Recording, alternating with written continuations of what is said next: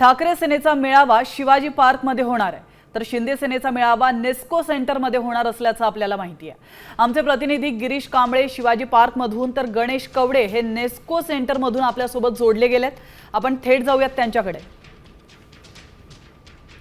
तर सुरुवातीला जाऊयात गिरीश यांच्याकडे। गिरीश, आता या क्षणाला तयारी कुठपर्यंत पोहोचली आहे? किती जण जमा झाले आहेत? नेते मंडळी त्या ठिकाणी उपस्थित आहेत का? काय अधिक माहिती मिळते?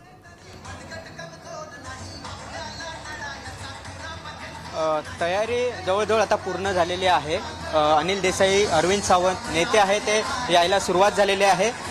पाऊस आहे, चिखलाचं साम्राज्य आहे, त्यामुळे शिवसैनिक थोडेसे यायला जरी सुरुवात झाली असली तरी तेवढंसं मैदान या ठिकाणी भरलेलं नाही। आपण बघितलं तर चिखल अजूनही या ठिकाणी मैदानात आहे। आपण कॅमेरामनला सांगेन की या ठिकाणचा आपण हा जर संपूर्ण भाग दाखवला तर सगळीकडे पाणीच आहे, चिखल आहे आणि अशा स्थितीत देखील शिवसैनिक हे या ठिकाणी आलेले आहेत आणि आपण बघतोय की त्यांचा उत्साह तेवढाच आहे।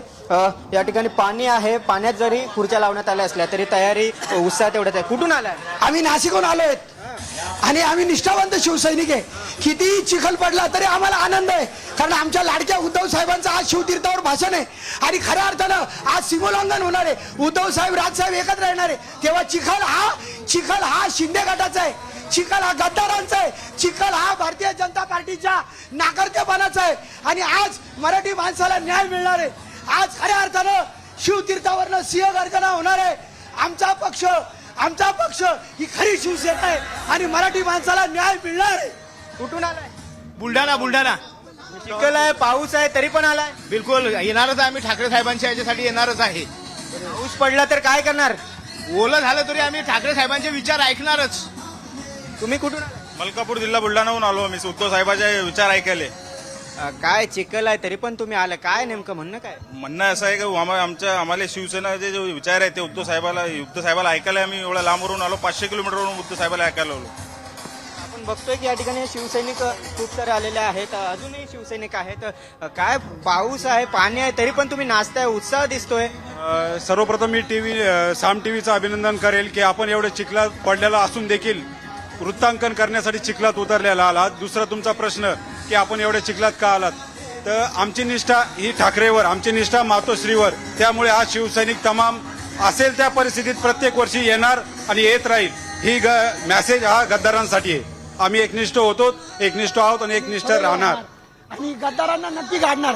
ज्यांनी कर्जमाफीचं जाहीर केलं होतं की कर्जमाफी करू, त्या मुख्यमंत्र्यांनी फितूर पद्धतीनं नायनाट केलं, त्यांचं आज इथं दहन केल्याशिवाय राहणार नाही। चिखल असून आम्हाला आनंद आहे, कारण ठाकरेंची आमचं नातं आहे, आमचं छातडं फाटलं तर खऱ्या अर्थानं रश्मी वहिनी आणि उद्धव साहेबच दिसणार आहे। ज्याप्रमाणे हनुमानानं लंका चढली त्या पद्धतीने आज एकनाथ शिंदेच्या खऱ्या अर्थानं गटाचं सरकार, आम्ही शिवसेना नाही म्हणणार त्याला, कारण तो गद्दार आहे आणि खऱ्या अर्थानं 40 रावणाचं दहन आणि खऱ्या अर्थानं टरबुजा, कोण म्हणतं माहित नाही, मुख्यमंत्र्याला लोक काही म्हणतात टरबुजा, त्यांचं सुद्धा आज इथं दहन होणार आहे।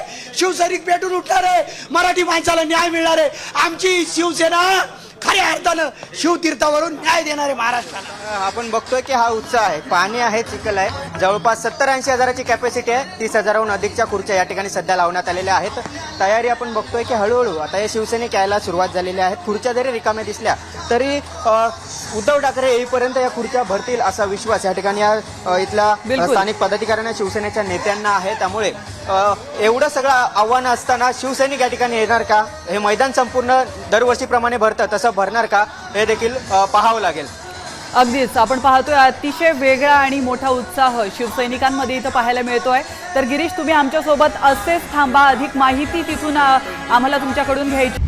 आता isakal.com आहे देशातील नंबर 1 ची मराठी न्यूज वेबसाईट। प्रत्येक अपडेटसाठी isakal.com ला नक्की भेट द्या।